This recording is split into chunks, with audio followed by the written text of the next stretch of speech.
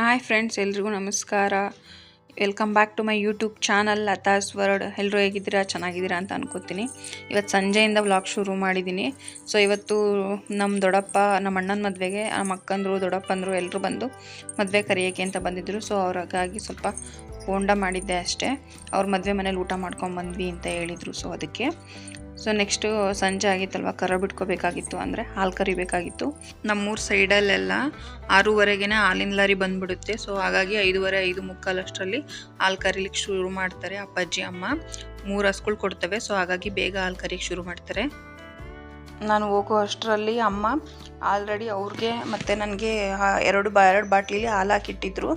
ನನ್ನ ತಮ್ಮ ಬೆಳಿಗ್ಗೆ ಕೆಲ್ಸಕ್ಕೆ ಹೋಗೋದ್ರೊಳಗಡೆ ಸೊಪ್ಪೆ ಎಲ್ಲ ಕೊಯ್ದಾಕೆ ಹೋಗಿರ್ತಾನೆ. ಈ ಕರ ಬಿಟ್ಕೊಂತಾರಲ್ವ, ಆ ಕರ ಬಿಟ್ಕೊಂಡು ಆದ ತಕ್ಷಣವೇ ಸಪ್ಪೆ ಹಾಕ್ಬಿಟ್ಟು ಹೋಗ್ತಾರೆ ಹಾಲು ಹಾಕೋಕ್ಕೆ. ಸೊ ನಮ್ಮಮ್ಮ ಇದ್ದಿದ್ದು ಮೆಕ್ಕೆಜೋಳ ಸೊಪ್ಪೆ ಕೊಯ್ದಿದ್ನಲ್ಲ, ಅದರಲ್ಲಿ ನೋಡು ಈ ರೀತಿ ಎಳೆಯೋದು ಮೆಕ್ಕೆಜೋಳ ಇದೆ, ಚೆನ್ನಾಗಿರುತ್ತೆ ಹಂಗೆ ಅಂತ ಅಂದರು. ಸೊ ಅದಕ್ಕೆ ಒಂದು 4 ಕೊಯ್ಕೊಂಡಾದರೂ ಬರೋಣ ಅಂತ ಹೇಳ್ಬಿಟ್ಟು ಅಲ್ಲೇ ಪಕ್ಕದಲ್ಲೇ ಹಾಕಿದ್ರು ಮೆಕ್ಕೆಜೋಳ. ಆ್ಯಕ್ಚುಲಿ ಬರೀ ಮೆಕ್ಕೆಜೋಳ ಹಾಕಿಲ್ಲ, ಅದರೊಳಗಡೆ ನವಣೆನೂ ಹಾಕಿದ್ದಾರೆ. ಆ್ಯಕ್ಚುಲಿ ಏನಂದರೆ ಹಸುಗಳಿಗೆ ಹುಲ್ಲಿಲ್ಲ ಅಲ್ವಾ, ಹೋದ ವರ್ಷ ಎಲ್ಲ ಮಳೆ ಸರಿಯಾಗಿ ಬರಲಿಲ್ಲ ಅಂತ ಹೇಳ್ಬಿಟ್ಟು ರಾಗಿ ಹುಲ್ಲೆಲ್ಲ ಆಗಿರಲಿಲ್ಲ. ಸೊ ಅದಕ್ಕೆ ತೋಟದೊಳಗಡೆ ಈ ರೀತಿ ಮೆಕ್ಕೆಜೋಳದ ಜೊತೆ ನವಣೆನೂ ಮಿಕ್ಸ್ ಮಾಡಿಬಿಟ್ಟು ಚೆಲ್ಲಿದ್ರು ಹಸುಗಳಿಗೆ ಅಂತ ಕೊಯ್ದಾಕ್ಲಿಕ್ಕೆ ಸಲುವಾಗಿ ಮೇವಿಗೋಸ್ಕರ. ಸೊ ನಾನು ಅದರಲ್ಲೇ ಹುಡ್ಕಾಡಿ ಒಂದು 4ರಿಂದ 5 ಸಣ್ಣದು ಎಳೆದು ಕೊಯ್ಕೊಂಬಂದೆ. ನಮ್ಮಮ್ಮ ಅದ್ರಲ್ಲಿ ಬೋಂಡ ಮಾಡು, ಗೋಬಿ ಮಾಡು, ಚೆನ್ನಾಗಿರುತ್ತೆ ಹಂಗೆ ಅಂತ ಹೇಳಿದರು. ಸೊ ನೋಡೋಣ ಅಂತ ಹೇಳ್ಬಿಟ್ಟು ಕೊಯ್ಕೊಂಡು ಬಂದೆ.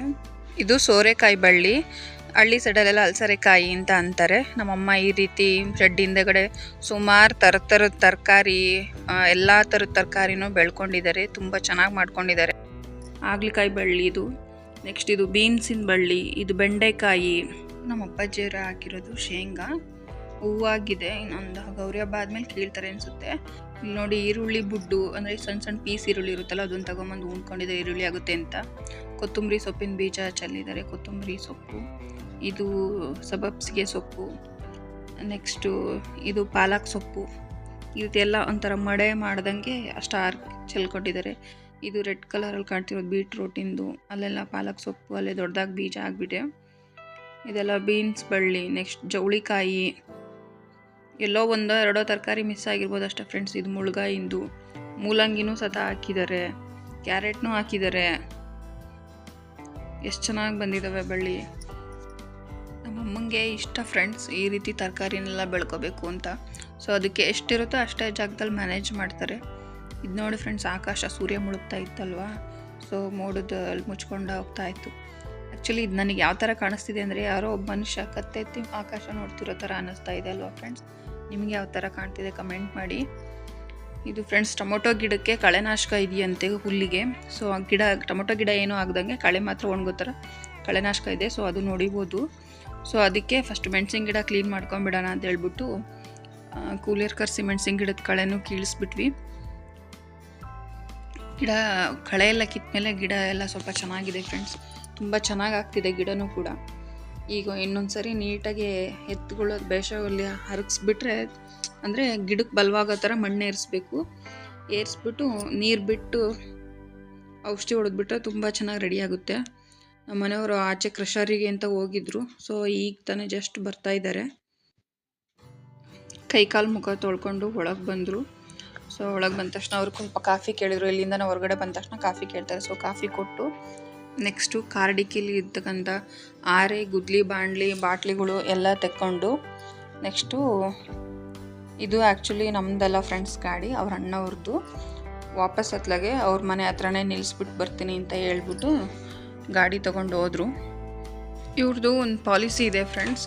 ಹೆಂಗೆ ಅಂದರೆ, ಯಾರ ಹತ್ರನಾದ್ರೂ ಏನಾದ್ರು ಒಂದು ವಸ್ತುನ ಇಸ್ಕೊಂಡ್ರೆ, ಸೊ ಅಷ್ಟೇ ಎಷ್ಟು ನೀಟಾಗಿ ಇಸ್ಕೊಂಡಿರ್ತಾರೋ ಅಷ್ಟೇ ನೀಟಾಗಿ ಆ ವಸ್ತುನ ಅವ್ರಿಗೆ ವಾಪಸ್ ಹಿಂದಿರುಗಿಸ್ತಾರೆ ಹುಷಾರಾಗಿ. ಸೊ ಅದೇ ಥರ ಅವ್ರ ಅಣ್ಣನ ಗಾಡಿನೂ ಅಷ್ಟೇ. ಅವ್ರ ಕೆಲಸ ಮುಗೀತಲ್ವ, ಸೊ ಹಂಗಾಗಿ ಹುಷಾರಾಗಿ ತಗೊಂಡೋಗಿ ಮನೆ ಹತ್ರ ನಿಲ್ಲಿಸ್ಬಿಟ್ಟು ಬರ್ತೀನಿ, ಅವ್ರ ವಸ್ತು ಅವ್ರ ಮನೆ ಹತ್ರನೇ ಇರಲಿ ಅಂತ. ಏಕೆ ಅಂದರೆ ಕೆಲವರು ಹೇಗೆ ಅಂದರೆ, ನಮ್ಮ ಹತ್ರ ಬಂದು ಏನಾದರೂ ಒಂದು ವಸ್ತುನ ಇಸ್ಕೊಂಡು ಹೋದ್ರು ಅಂದರೆ ವಾಪಸ್ ಕೊಡೋದೇ ಇಲ್ಲ ಫ್ರೆಂಡ್ಸ್ ನಮಗೆ. ನಾವೇ ಹೋಗಿ ಅವ್ರ ಮನೆ ಹತ್ರ ಹೋಗ್ಬಿಟ್ಟು ನಮ್ಮ ವಸ್ತುನ ಹಿಂಗೆ ಇಸ್ಕೊಂಡು ಹೋಗಿದ್ರಿ, ನಮಗೆ ವಾಪಸ್ ಕೊಡ್ರಿ ಅಂತ ಕೇಳ್ಬಿಟ್ಟು ಇಸ್ಕೊಂಡು ಬರಬೇಕು. ಅದು ನಾವೇ ಕೇಳಿದ್ರೆ ಅವರೇ ತಂದು ಕೊಡಬೇಕು ಅನ್ನೋದು ಇಲ್ಲವೇ ಇಲ್ಲ. ಸೊ ಹಾಗಾಗಿ ಇವತ್ತು ಕಾಯಿ ಕೆಡವಕ್ಕೆ ಬೇರೆ ಬಂದಿದ್ರು, ಕಾಯಿ ಬೇರೆ ಕೆಡವಿದ್ರು, ದಾರಿಲೆಲ್ಲ ಓಡಾಡೋ ದಾರಿಲಿ ಹಾಗೆ ಬಿದ್ದಿದ್ವು. ಸೊ ಹಂಗಾಗಿ ಒಂದು ಮರದ ಹತ್ರ ನೀಟಾಗಿ ತೆಗ್ದಾಕ್ತಾಯಿದ್ರು. ನೆಕ್ಸ್ಟು ಮನೆಗೆ ಬಂದ್ವಿ ಫ್ರೆಂಡ್ಸ್. ಕದ ತೆಗಿಬೇಕಾದ್ರೆ ಕೈಗೆ ಸ್ವಲ್ಪ ಏಟ್ ಮಾಡಿದ್ರು ಅವರೇ. ತಡಿ ಒಂದ್ ನಿಮಿಷ ತಡಿ ನೋವಾಗ್ತಿದೆ ಅಂತ ಹೇಳಿದ್ರು. ನನಗೆ ಪೆಟ್ಟಾಗಿರೋದಿಲ್ಲ ಒಂದು ಅವರು ಉಫ್ ಉಬ್ಬಿದ್ದೆ. ಆಮೇಲೆ ಮತ್ತೆ ಅಷ್ಟೇ ಥೂ ನಾಯಿ. ನನಗೆ ಪೆಟ್ಟಾಗಿರೋದೆಲ್ಲ ಗೊತ್ತಾ? ಇಲ್ಲಿ ಬೆರಳು ತುದಿಲಿ ಇಟ್ಕೊಂಡಿದ್ದು ಇಲ್ಲಿ. ಹೌದಾ? ಅಯ್ಯೋ ದೇವ್ರ, ಹಿಂಗ ಆಗ್ಬಾರ್ದಾಯ್ತು. ನಾನು ಯಾವ ಬೆಟ್ ತೋರಿಸಿದ್ದು, ನೀನು ಯಾವ ಬೆಟ್ ಇದು ಮಾಡ್ತಿದೀಯಾ? ತಾನೆ. ಮತ್ತೆ ಎಬ್ಬೆಟ್ ಮುಟ್ತಿದ್ಯಾ? ನೋಡಲ್ಲಿ ರಕ್ತ ಬಂದಿದ್ದ. ಎಲ್ಲೇ? ಅದೇನು ಅಪ್ಪ ದೇವ್ರಿ, ಅನಾಡಿಕೋ ರಕ್ತ ವೇಸ್ಟ್. ಶಿವ ಕುಡೀರಿ ರಕ್ತನ. ನಿಜ ರೀ, ನನ್ನ ಬಿ ಪಾಸಿಟಿವ್. ಕುಡಿ ಒಂಚೂರು. ನಿನ್ನ ಥಿಂಕಿಂಗ್ ಪಂಕಿಂಗ್ ಎಲ್ಲ ಪಾಸಿಟಿವ್ ಆಗ್ತವೆ. ಕುಡಿತೀಯಾ? ನಿನ್ನ ಒಂದಿಸ್ಲಂಗಲ್ಲ. ನಾನು positive every time. I always positive. Of course. ಹಾಗೆ ಮಾತಾಡ್ಕೊತ ಫಿಲಮ್ ನೋಡೋಣ ಅಂತ ಹೇಳ್ಬಿಟ್ಟು ರಾಜ್ಕುಮಾರ್ ಹಳೆ ಫಿಲಮು ನೋಡ್ತಾ ಇದ್ವಿ. ನಾನೊಬ್ಬ ಕಳ್ಳ ಅಂತ ಫಿಲಮು ಸೂಪರ್ ಆಗಿದೆ ಫ್ರೆಂಡ್ಸ್. ಆ್ಯಕ್ಚುಲಿ ಯಾವ್ಯಾವುದೋ ನೋಡೋದಕ್ಕಿಂತ ಈ ರೀತಿ ಹಳೆ ಕಾಲದ ಫಿಲಮಲ್ಲಿ ನೋಡಬೇಕು ಫ್ರೆಂಡ್ಸ್, ಒಂಥರ ಅರ್ಥಗರ್ಭಿತವಾಗಿರುತ್ತೆ. ಸೊ ನೆಕ್ಸ್ಟು ಮಧ್ಯಾಹ್ನ ನಮ್ಮ ಅಕ್ಕಂದರು ಅಣ್ಣ ದೊಡ್ಡಪ್ಪ ಎಲ್ಲ ಬಂದಿದ್ರಲ್ವ, ಅವರಿಗೋಸ್ಕರ ಬೋಂಡ ಮಾಡಿದ್ದೆ. ಎಷ್ಟು ಬೇಕೋ ಅಷ್ಟು ಮಾಡಿ ಸ್ವಲ್ಪ ಹಿಟ್ಟು ಉಳ್ದಿತ್ತು, ಅದನ್ನು ಹಾಗೆ ಫ್ರಿಜ್ಜಲ್ಲಿ ಇಟ್ಟಿದ್ದೆ. ಸೊ ಈಗ ಅದಕ್ಕೆ ನಮ್ಮ ಮನೆಯವರು ಮತ್ತು ನನ್ನ ತಮ್ಮ ತಣ್ಣಗಾದರೆ ತಿನ್ನಲ್ಲ, ಅದಕ್ಕೆ ಇಟ್ಬಿಟ್ಟಿದ್ನಲ್ವ. ಈಗ ಅದಕ್ಕೆ ಎಳೆಯದು ಮೆಕ್ಕೆಜೋಳ ತಂದಿದ್ನಲ್ಲ, ಅದನ್ನು ಹಾಕ್ಬಿಟ್ಟು ಮಿಕ್ಸ್ ಮಾಡಿ ಏನಾದ್ರು ಸ್ಪೆಷಲಾಗಿ ಟ್ರೈ ಮಾಡಬೇಕಲ್ವ ಫ್ರೆಂಡ್ಸ್, ಅದಕ್ಕೆ ಇದನ್ನು ಟ್ರೈ ಮಾಡ್ತಿದ್ದೀನಿ ಅಷ್ಟೇ. ಮೆಕ್ಕೆಜೋಳದ್ದು ಬೋಂಡ ಮಾಡಿದೆ ಫ್ರೆಂಡ್ಸ್. ಚೆನ್ನಾಗಿತ್ತು, ತುಂಬ ಚೆನ್ನಾಗಿ ಬಂದಿತ್ತು. ಟೇಸ್ಟ್ ಕೂಡ ಅಷ್ಟೇ ಫ್ರೆಂಡ್ಸ್, ತುಂಬಾ ಚೆನ್ನಾಗಿ ಬಂದಿತ್ತು. ಮೆಕ್ಕೆಜೋಳನೇ ಹಾಕ್ಬಿಟ್ಟು ಮಾಡಿದೆ. ಏನು ಗೊತ್ತಾ ಫ್ರೆಂಡ್ಸ್, ಇವತ್ತು ನಾವು ಬೆಳಿಗ್ಗಿಂದ ಅಡುಗೆನೇ ಮಾಡಿಲ್ಲ ಫ್ರೆಂಡ್ಸ್ ಮನೇಲಿ.